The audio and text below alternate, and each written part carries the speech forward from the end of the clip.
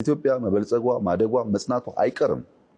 በጀመርነው መንገድ ግልጽ የሆነ ሐሳብ ያለን ብዙ ልምድ አግኝተናል፣ ብዙ ወዳጅ አግኝተናል፣ ብዙ ነገር ገብቶናል። ትናንት ከሰራነው በብዙ እጥፍ ነው የምንሰራው። በዚህ ምክንያት የውስጡም የውጩም እያመነ የውስጡም የውጩም እጅ እየሰጠ ለካ እንደዚህ ነው አልገባኝም እያለ ይሰለፋል።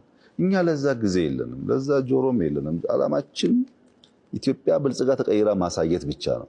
ያ የመጀመሪያው እርካታ ለራሳችን ነው። ከኛ ሲያልፍ ነው ወደ አንተ ይመጣውና በእንደዚህ አይነት ኖይዝ እንደዚህ ያለውን ታላቅ ጅማሮ ማደናቀፍ የሚቻል አይመስለኝም። ነገር ግን ልማት ነውና ግድብ ስንገድብ ሰዎች እንደሚፈናቀሉት ሁሉ ከተማም ስንሰራ ሰዎች ከቦታ ቦታ ቢቀያየሩ፣ እርሻ ለምሳሌ በየግለሰብ የነበረውን እርሻ በክላስተር በምናደርግበት ሰዓት አላግባብ የገቡ ቤቶች ካሉ መንደሮች እነሱን አንስተን ወደ ዳር አውጥተን ሰፈሩን በሙሉ በዶዘር በትራክተር የምናርስ ከሆነ ቦታ ሊቀይሩ ይችላሉ።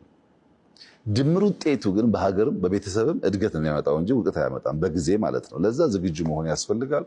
አሜሪካ ያላችሁ አሜሪካኖች በገንዘብ በእውቀት ብቻ አይደለም፣ በደምና በአጥንት ነው ሀገራቸውን የገነቡት። በደምና በአጥንት ያውም በእኛ አያቶች። አውሮፓ ያላችሁ ነው የምታደንቁ ሰዎች፣ በደምና በአጥንት የተገነባው በዋዛ ፈዛዛ የሚገነባ ሀገር የለም። ኤዥያ ላይ የምናየው በብዙ ስቃይና ድካም ነው ሀገር የሚገነባው። እሱን ነው እኛ የምናደርገው። እሱን ስናሳካ የሚፈጠሩ ስህተቶች ካሉ ዋና ዓላማው ለሕዝብና ለሀገር ስለሆነ እናርቃለን፣ እናርማለን፣ እናሻሽላለን። ያው ተማሪዎች ስለሆን እናጠፋው ነገር ካለ ችግር የለውም፣ ክፍት ነው። ያን ለመማር ዝግጁ በሆነው ልክ ግን ካለምናት ስራ ካሰብናት ስራ ኢትዮጵያን ብልጽግና ከመውሰድ ለሰከንድ ደግሞ ይዘናጋል በሚያስብ ሰው ጊዜው ማባከን የለበትም። እኛ እያንዳንዷን ሰከንድና ደቂቃ የኢትዮጵያን ብልጽግና በሚያረጋግጡ ጉዳዮች ላይ ነው አተኩረን የምንሰራው። በዚህ ሐሳብ ቢታይ ጥሩ ነው። ብዙዎች ተጠቅመዋል።